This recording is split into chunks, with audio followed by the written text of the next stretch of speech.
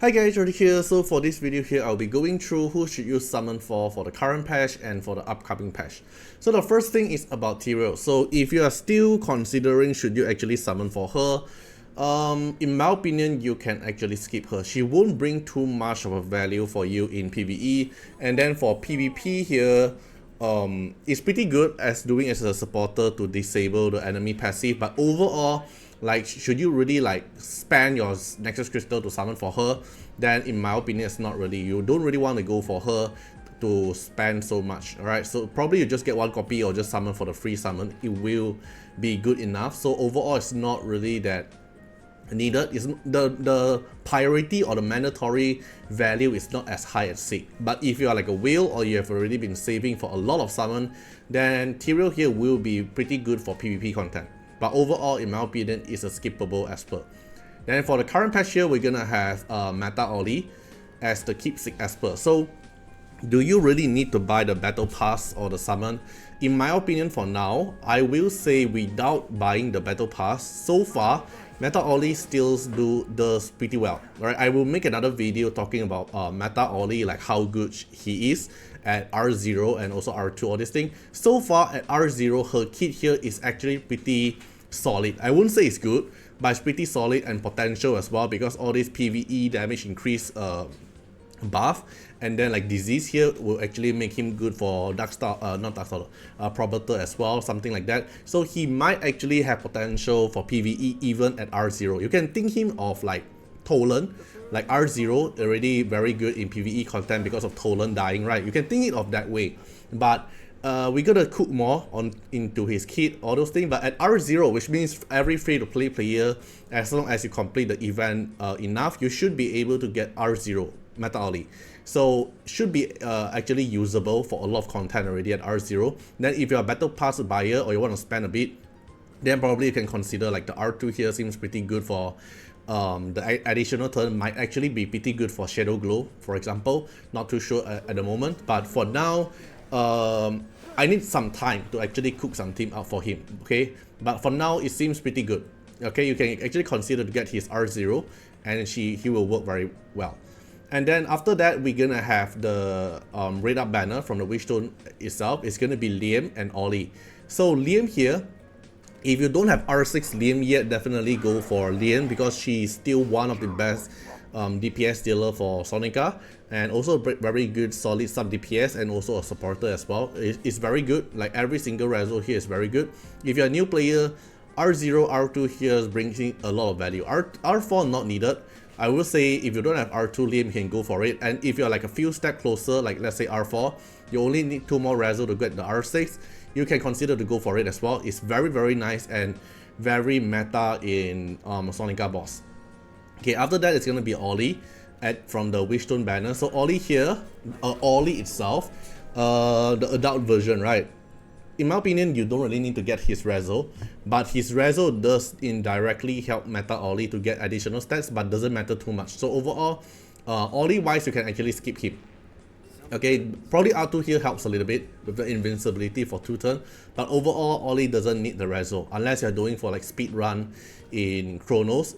But overall, you don't really need, you don't even need the R6. Probably you can consider the R4 for the additional stats, but you can actually skip for it. Then the next one is going to be Gabrielle. So Gabrielle here, definitely just skip. There's like no content or very few content to actually use Gabrielle now. And the only place I would actually use Gabrielle at late end game is only in PvP rival rune content, when I want to use her for the immunity here. Okay, if without the PvP content, I won't use Gabrielle at all, so you can actually skip it. Then after Gabrielle, we have Fatum Sister at the second week as well. So Fatum Sister might actually have higher value now due to Meta Ollie, because when we are talking about revive team or the revive potential, Fatum Sister might actually have the value in it, since Fatum Sister can revive everyone through the effect. Where is it? Here.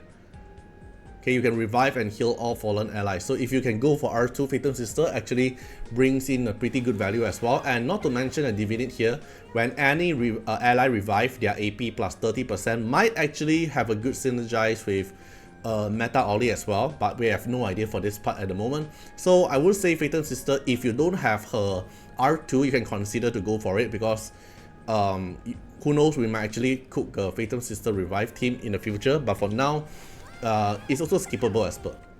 Then after that is Sally. So Sally here, in my opinion, is a skip. Like, she's a good healer, but overall we don't really need the heals anymore from Sally. So in my opinion, I will just recommend you to skip. Don't use the Wishstone on Sally. She won't bring too much of a value in return. Then the last one is going to be Nathaniel. Nathaniel is a very strong defender you need for PvP content, especially to, like, you want to one-shot them. But in terms of meta-wise, Nathaniel is no longer that meta already, unless you are at newer server and lower tier, you still can use Nathaniel to one-shot them. But majority of the cases now, Nathaniel is no longer that broken. Like previously, we can just use Nathaniel to one-shot people, but because it's a single target and you can only cast this once, so it's actually pretty easy to counter now. So Nathaniel, in my opinion, is also a skip as well. So overall, TLDR, in my opinion, in terms of rate up, the Wishstone rate up, I will only consider Liam. If you don't have Liam max reso yet, I will consider Liam's value, and I might actually consider Fatum Sister as well, but probably just until R2, at least for the revive kit. R6 here is okay for the revive proc instantly as well, but I don't think it's worth it. So overall, I think it's only for Liam. The rest here, in my opinion, is a safe skip. Then usually when keepsake Esper, because now we have meta Ollie as a keepsake Esper, right? So after meta Ollie phase 1, then when we reach phase 2, then we might actually see a Wishstone Esper, because usually when keepsake Esper patch, there's no Wishstone Esper. Because if you look at the pool here, we won't see any Wishstone Esper, right, for the current rate up one. So after this patch, probably we're gonna have a Wishstone Esper, so you might actually want to save the Wishstone for the upcoming new Esper. Who knows what Esper is it gonna be, but for now, in my opinion, just skip unless you haven't gotten Liam yet. Alright, so that's all for this video. Hope you guys enjoyed the video, and see you guys in the next one. Bye bye. Special thanks for the direct support on the YouTube membership. So for the benefactor of Artiar, which is Trancan, thank you so much for your support. And for the supporter or patron of Artiar, which is Louis Schneider, Agni, Wang Tamer, Ziggy, Kamaruki, Sunwaltz, Rimu, Chani, Antonio Winterspoon, First Law, D&D, thank you so much for your support. And special thanks to the Super Thanks MVP, HMZ Riggs, thank you so much for your support. Special thanks for the direct support on the live stream super chat for the latest tag. Thank you so much for Code Wilderness, Calamity, Agni, Love Fatima, Fatima Little Underwear, Bloods, Riku Fred, Chani. Thank you so much for your support.